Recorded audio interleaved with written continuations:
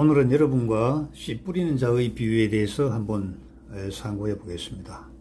마태복음 13장 1절로 9절까지의 내용인데 여러분들이 잘 알고 계시기 때문에 제가 핵심만 읽어 드리겠습니다.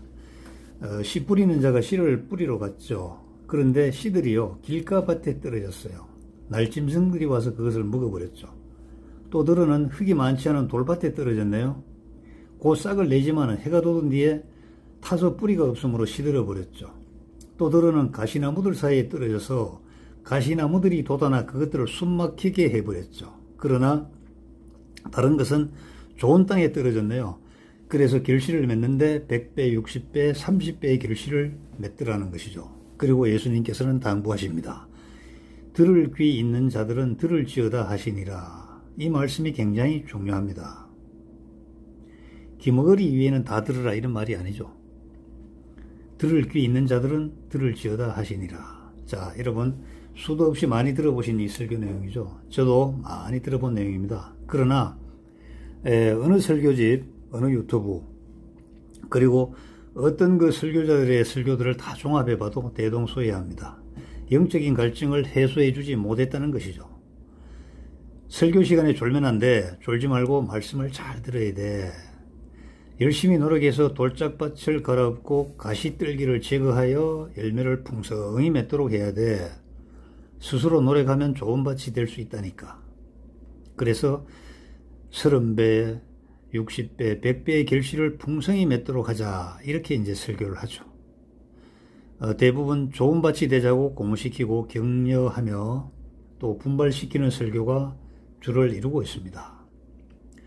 또 들어는 밭의 상태를 잘 분별해 가지고 길가밭이나 돌짝밭이나 가시덤불은 눈에 보이잖아. 그러니까 거기에는 씨 뿌리지 말고 좋은 땅에 뿌려야지. 그래야 좋은 결실을 얻을 거 아니냐. 뭐 이렇게 설교도 합니다. 뭐 현실적인 삶 속에서는 이러한 관점의 설교가 다소 도움이 안 된다고 할 수는 없습니다만은 예수님께서 이 말씀을 하신 그 본질에는 한참 어긋난 것이죠. 자, 차근차근 한번 살펴보겠습니다. 여러분, 여기에 몇 가지 의문을 일단 제기할 수가 있습니다. 자, 먼저 밭이 스스로 돌이나 가시덤불을 제거할 힘이 있습니까? 자, 농부가 씨를 뿌리러 씨를 이렇게 메고 왔어요. 그런데 밭의 상태가 이거 아닌 거야. 길가밭, 돌도 있고 가시덤불도 있고.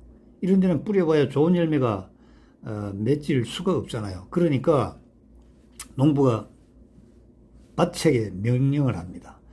야, 밭들아, 너 내일까지 좋은 땅으로 스스로 변해 있어. 그래야 내가 씨를 뿌릴 거 아니냐. 이렇게요. 여러분, 밭이 돌을 스스로 제거할 수 있습니까? 밭에 난 가시덤불을 스스로 뽑아버릴 수가 있나요? 안 되죠. 절대로 불가능한 겁니다. 이것은 이제 주체에 대한 왜곡인데요. 이 말씀에 대한 주체가 누구인가? 이 말씀에 대한 그 주어가 무엇인가? 여기에 대한 이제 왜곡과 착시 현상이 일어나면 이렇게 해석을 합니다. 자, 그렇다면 길가 돌 가시 떨기밭이란 과연 무엇인가? 이것을 잘 캐치해야 이 비유에 대해서 해석이 가능합니다. 밭이란 자체가 무엇이죠? 씨앗이 떨어지면 발아대고 자라고 열매를 맺게 하는 터전이잖아요. 이걸 요약해서 씨발자열이라고 제가 얘기합니다. 그런데 돌가시 길가의 밭이라고 표현하였으니 씨발자열의 역할을 제대로 하지 못하는 밭이라고 연상할 수 있죠. 아무리 좋은 씨를 심어도 엉뚱하게 질려나 형국으로 무성하게 되어버리는 밭인데요. 이 밭은 무엇일까요? 또 예수님께서는 무엇을 설명하시려고 씨 뿌리는 자의 비유를 선포하셨을까요? 농업 경영의 원리를 알려주시려고 씨 뿌리는 자의 비유를 말씀하셨을까요? 아니겠죠? 성경이니까. 자, 성경은 아담 이후로 이 세상에 태어나는 모든 인간들의 상태를요, 아주 간략하게 표현을 한 그러한 그 기록이 있습니다. 로마서인데, 로마서 3장 10절에서 18절까지 보면, 기록된 바 의로운 자는 없나니 단 한 사람도 없으며, 깨닫는 자도 없고, 하나님을 찾는 자도 없으며, 다 길에서 벗어나 함께 무익하게 되고, 선을 행하는 자가 없나니 단 한 사람도 없도다. 그들의 목구멍은 열린 무덤이라. 그들이 자기 혀로 속임수를 쓰나니 그들의 입술 밑에는 독사의 독이 있고 그들의 입은 저주와 쓴 것으로 가득하며 그들의 발은 피 흘리는 데 빠름으로 파멸과 고통이 그들의 길에 있어 그들이 화평의 길을 알지 못하였고 그들의 눈앞에는 하나님을 두려워함이 없느니라 함과 같으니라. 정확하게 표현되어 있죠. 아담 이후로 이 세상에 태어나는 모든 인간들의 상태가 바로 이런 상태입니다. 그러므로 우리 인간은요, 절대로 스스로 열매를 맺을 수 없는 상태, 즉 불가능과 무력함에 바친 것입니다. 돌과 가시떨기로 꽉 들어찬 우리 인간이라는 불가능함과 무력함의 밭엔 생명의 씨가 떨어져야 돌과 가시떨기를 부수고 찢어서 그 밭이 비로소 옥토가 되는 것입니다. 그걸요, 구원이라고 하는 것이죠. 그러니까 밭을 개량하고 난 다음에 씨를 뿌려서 가꾸어야 결실을 맺을 수 있다. 이거는 인간적인 추론이지만 하나님은 인간들의 추론을 훨씬 뛰어넘어서 생명의 씨를 뿌린 다음에 옥토로 변하는 밭을 바라보시는 겁니다. 이걸 구원이라고 하죠. 구원은요, 우리의 노력이나 의지가 아니라 하나님 쪽에서 일방적으로 퍼부어 주시는 것이기 때문에 인간의 입장에서는 불가항력적인 은혜의 결실이 바로 구원인 것입니다. 교회에서 보면 재력이나 권력이나 학식이나 인간관계를 잘 맺는 신출귀몰한 재주를 가진 사람에게 하나님의 은혜가 임하였다고 이렇게 하죠. 그 말을 전적으로 부정하고 싶지는 않습니다만은 또 전적으로 공감해서도 안 되는 겁니다. 하나님의 은혜는 그런 식으로 임하지 않는다는 것도 유념하시기 바랍니다. 로마서 5장 10절 한번 볼까요? 우리가 원수했을 때 하나님의 아들의 죽음으로 말미암아 하나님과 화해하게 되었을진데 화해하게 된 자로서 더욱더 그분의 생명으로 말미암아 구원을 받을 것이기 때문이라. 로마서 3장 23, 24절 모든 사람이 죄를 지어 하나님의 영광에 이르지 못하더니 그리스도 예수 안에 있는 구속을 통해 하나님의 은혜로 값없이 의롭게 되었느니라. 여기서 구속이 바로 생명의 씨인 것입니다. 우리가 아직 하나님의 원수가 되어 있을 때 영원 전에 준비된 하늘의 씨가 그 원수의 밭에 심겨져서 100배, 60배, 30배의 결실로 이어지는 구원의 현실을 설명하는 비유가 바로 씨 뿌리는 자의 비유인 것입니다. 자, 그렇다면 씨는 무엇입니까? 창세기 3장 15절 내가 너와 여자 사이에 또 내 씨와 그녀의 씨 사이에 적게 힘을 두리니 그 씨는 내 머리를 상하게 할 것이요 너는 그의 발꿈치를 상하게 할 것이니라 하시고 갈라디아서 3장 16절에 보면은 씨는 그리스도라고 분명히 선언을 하였습니다. 씨 뿌리는 자의 비유는 혼돈과 공허와 흑암이라는 불가능의 밭에 예수라는 씨가 떨어져서 새로운 창조가 풍성하게 열매 맺어 완성이 되는 구속사의 얘기인 것이죠. 좋은 밭이 되자는 것 아니죠. 우리 스스로 갈아엎고 좋은 밭이 되자. 알미니언주의자들처럼 이렇게 해석하면 안 되는 것입니다. 이 비유는 예수 그리스도의 필연성을 강조하는 복음의 메시지가 고스란히 담겨있는 비유인 것이죠. 마가복음 4장 13절에 또 그들에게 이르시되 너희가 이 비유란 것은 예수님이죠. 알지 못하느냐. 그럴진데 어떻게 모든 비유를 알겠느냐. 씨 뿌리는 자의 비유를 옳게 해석하지 못하면요 다른 비유들도 전혀 이해할 수 없다고 예수님이 강조하셨습니다. 그래서 이 비유는 비유 중의 비유이고 핵심 비유이며 다른 비유를 풀어나가는 기초가 되는 비유인 것입니다. 엉뚱한 도덕적, 윤리적 교훈으로 오해하지 말아야 합니다. 씨 뿌리는 자의 비유가 예수 그리스도로 연결되는 과정, 그 과정을 눈여겨 보실 수 있어야 되는 것입니다. 누가복음, 마가복음, 마태복음에 이 비유가 공통적으로 등장하는데 그림을 그린다면 큰 무리가 있습니다. 그리고 예수님께서는 배 위에 오르셔서 말씀을 하시죠. 여러 가지 비유 중에서 씨 뿌리는 자의 비유는 제자들에게만 설명하는 겁니다. 그래서 제자들이 질문을 하는 것이죠. 왜 비유로 말씀하십니까? 예수님께서는 이사야에 기록된 바 있다. 이사야에. 자, 마태복음 13장 10절에서 15절 볼까요? 어찌하여 그들에게 비유로 말씀하십니까? 이렇게 물으니까 왕국의 신비를 아는 것이 너희에게는 허락되었지 그러나 그들에게는 허락되지 않았기 때문이야. 있는 자는 누구든지 받아서 더욱 풍성하게 될 터이나 없는 자는 누구든지 자기에게 있는 것도 빼앗길 것이야. 보아도 보지 못하고 들어도 듣지 못하며 깨닫지도 못하기 때문에 그런 것이다. 이사야의 대언이 그들 안에서 성취되었으니 이르되 너희가 듣기는 들어도 깨닫지 못하며 보기는 보아도 알지 못하리라. 이 백성의 마음은 무뎌지고 그들의 귀는 듣기에 둔하며 그들은 눈을 감았나니 이것은 언제라도 그들이 눈으로 보고 귀로 듣고 마음으로 깨달아 회심하여 내게 고침을 받지 못하게 하려 함이라고 선언을 하셨습니다. 이사야서 6장 8절에서 13절에 보겠습니다. 내가 주의 음성을 들었는데 이르시기를 내가 누구를 보내면 누가 우리를 위하여 갈까 하시더라. 그때 내가 이르되 내가 여기 있나이다 나를 보내소서 하였더라. 그분께서 이르시되 가서 이 백성들에게 말하기를 참으로 너희가 듣되 깨닫지 못하고 참으로 너희가 보되 알지 못하느니라 하며 이 백성의 마음을 우둔하게 하고 그들의 귀를 둔하게 하며 그들의 눈을 닫을지니 이것은 그들이 그들의 눈으로 보고 귀로 듣고 마음으로 깨달아 회심하여 고침을 받지 못하게 하려 함이라 하시기에 내가 이르되 주여 어느 때까지니까 하며 그분께서 대답하시되 도시들이 피폐하게 되어 거주민이 없으며 가옥들에는 사람이 없고 이 땅은 완전히 황폐하게 되며 또 주가 사람들을 멀리 옮겨서 이 땅 한가운데 버림당하는 일이 심히 많을 때까지니라. 그러나 그 땅 안에 여전히 10분의 1이 있을 것이요 그것이 돌아와서 먹을 것이 되리라. 보리수 나무와 상수리 나무가 자기 벌 떨어뜨려도 그것들의 본체는 그것들 안에 남아있는 것 같이 그 거룩한 씨가 그것의 본체가 되니라 하시더라. 자, 여러분, 이사야가 누굽니까? 이사야는 우시야 왕의 사촌이죠. 예수 그리스도의 모형으로 등장한 구약의 인물이 바로 이사야입니다. 하나님의 영광이 나타나셔서 이사야에게 백성들에게 가, 그리고 눈과 귀를 막아버려 하나님의 비밀을 알아듣지 못하게 해. 어떻게 보면 다소 엉뚱하다고 생각할 수 있는 이러한 그 지시를 내립니다. 사실 그 후에 예수님이 이사야의 임무를 맡아가지고 내려오시는 것이죠. 그래서 거룩한 씨는 예수 그리스도입니다. 그런데 거룩한 씨가 오셨는데 빙 둘러선 무리들이 알아보지를 못해요. 눈앞에 두고도요. 왜 알아보지 못할까요? 하나님의 은혜로 유례적, 효과적 부르심에 참여한 사람이 아니기 때문에 알아볼 수가 없는 것입니다. 유대교의 시들이 시퍼렀던 그때 예수님을 쫓겠다고 많은 무리들이 모여들었죠. 자칫하면 해를 당할 수도 있는 위험한 상황입니다. 그들은 손해를 감수하고 나온 것입니다. 어찌 보면 기특하게 보아줄 수도 있는 무리들이죠. 그런데 예수님은 이들에게 너희들 가짜야 하고 이렇게 선언을 해버리시는 겁니다. 무리들은 100배, 60배, 30배의 결실을 얻기 위해 좋은 밭이 되려고 모인 사람들이겠죠.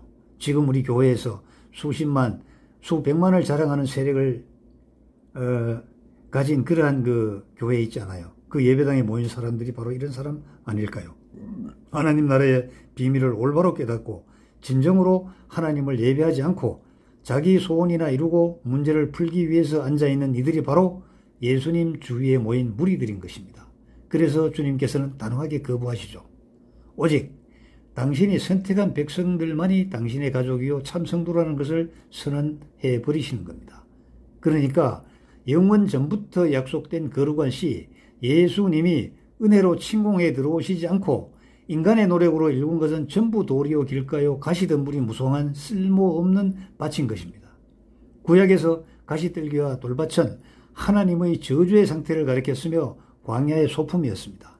창세기 3장 17절 18절에 아담에게 이르시되 내가 내 아내의 음성에 귀를 기울이고 내가 내게 명령하여 이르기를 너는 그것에서 나는 것을 먹지 말라 하고 말한 그 나무에서 나는 것을 너는 먹었은즉 땅은 너로 인하여 저주를 받았고 너는 평생토록 고통 중에 땅의 소산을 먹으리라. 또한 땅이 내게 가시덤불과 은근키를 내리라. 내가 들의 채소를 먹으며.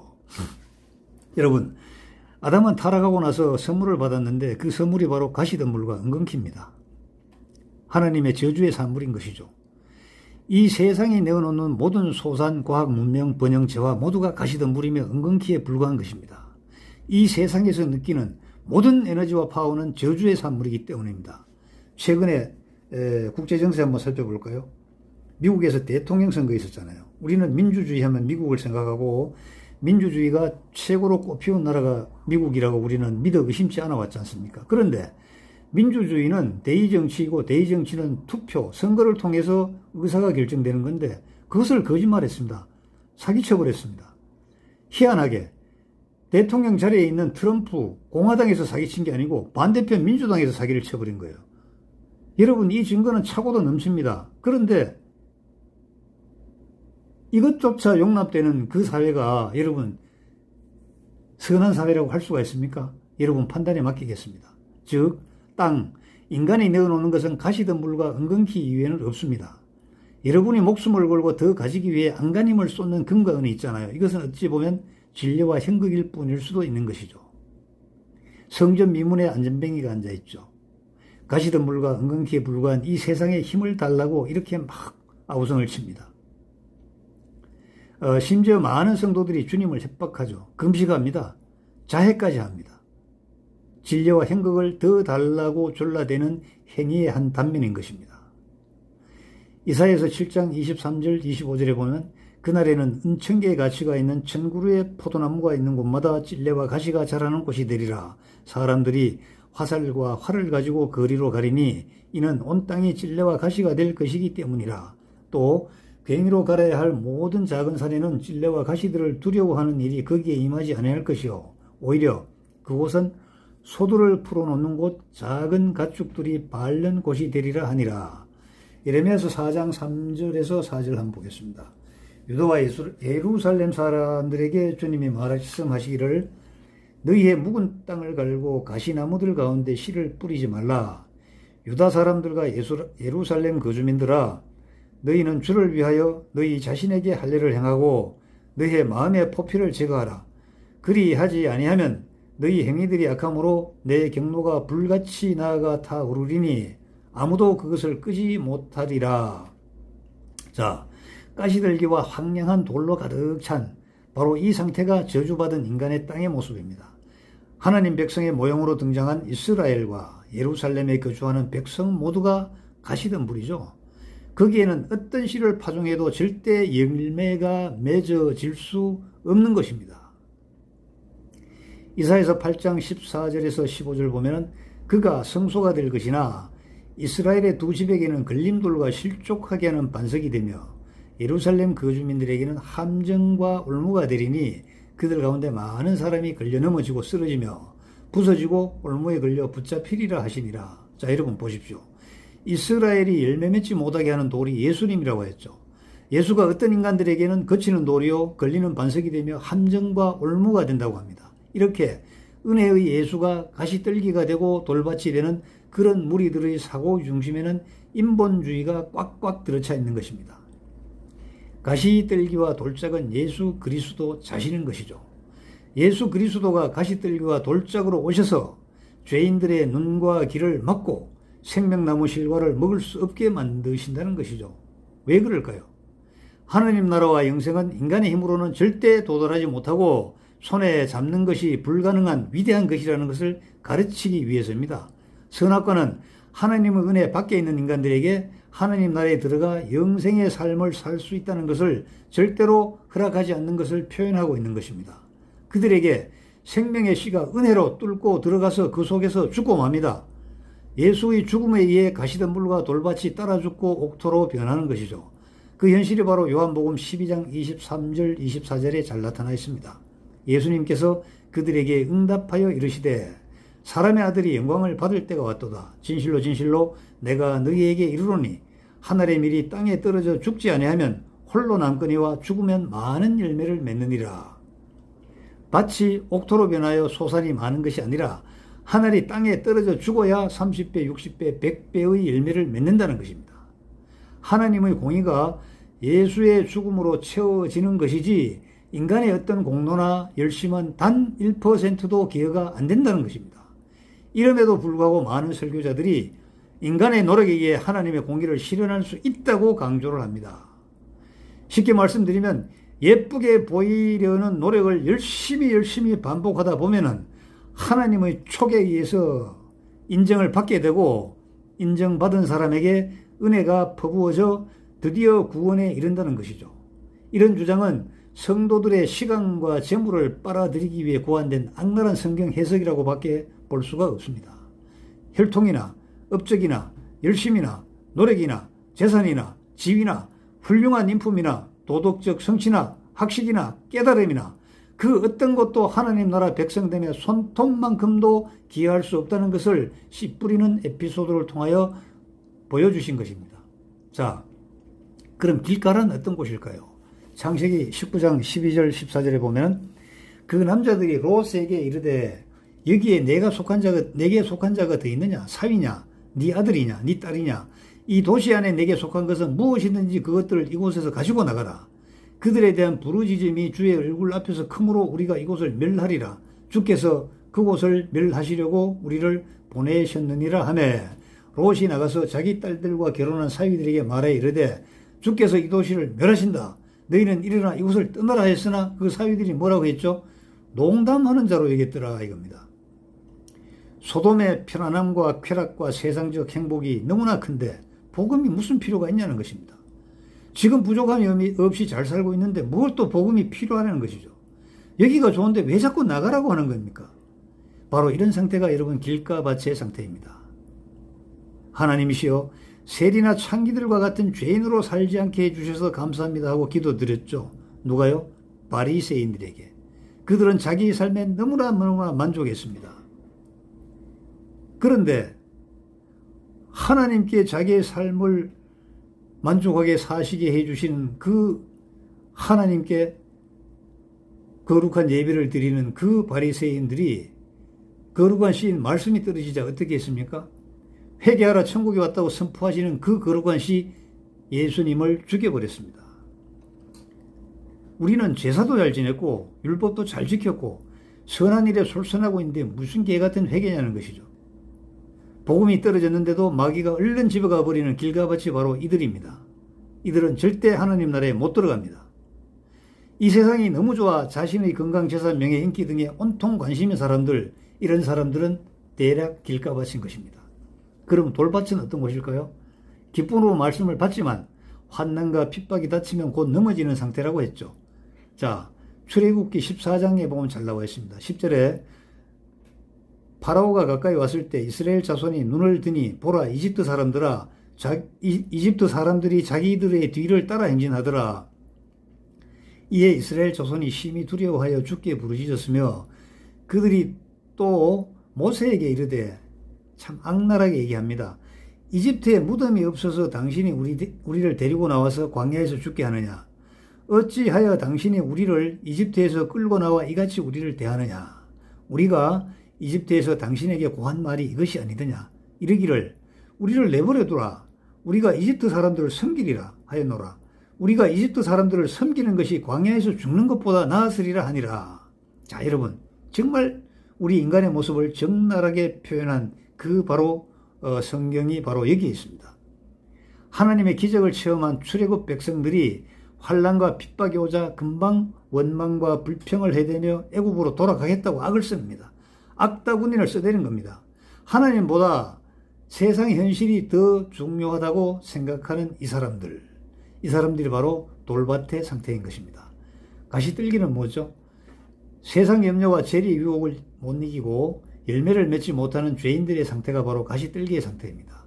하나님을 믿기는 믿는데 하나님으로부터 무언가를 얻어내기 위해서 하나님을 믿는 상태를 말합니다.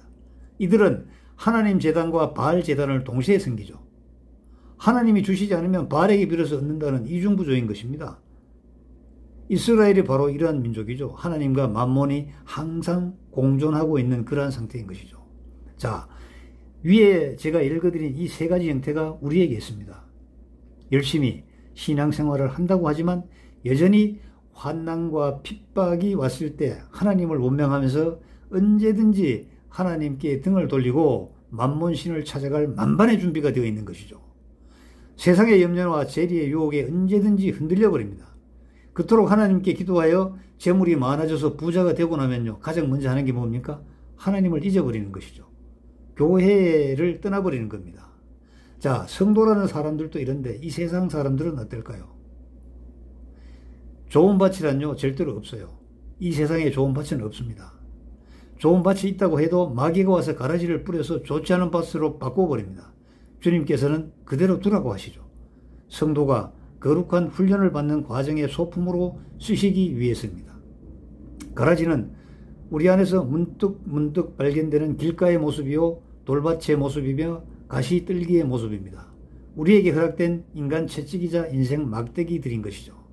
세상은요 가시떨기와 돌짝으로 인해 멸망에 처하게 되지만 우리 성도들은 우리 안에서 폭로되는 가시떨기와 돌짝의 모습을 통하여 한 발짝 더 예수님의 은혜의 커튼 뒤로 숨게 되는 것입니다. 이렇게 하여 남은 자들이 바로 우리죠. 여러분과 저죠. 30배, 60배, 100배의 결실인 것입니다. 자, 나는 예수를 믿는데 삶은 왜 이다지도 힘든가? 이런 사람들이 사실은 많습니다. 가만히 좀 더 기다려 보십시오. 그러면 하나님의 계획에 의해서 옥토의 과실을 맛보게 될 것입니다. 오직 예수님의 공로의 은혜로 여러분들은 옥토의 과실을 가질 수가 있는 것입니다. 출애굽기 14장 14절에 홍해 앞에서 애국으로 돌아가겠다고 우기는 이스라엘 백성들에게 여호와께서 너희를 위하여 싸우시리니 너희는 가만히 있을지라고 증거되어 있습니다. 여러분 감사합니다. 안녕히 계십시오.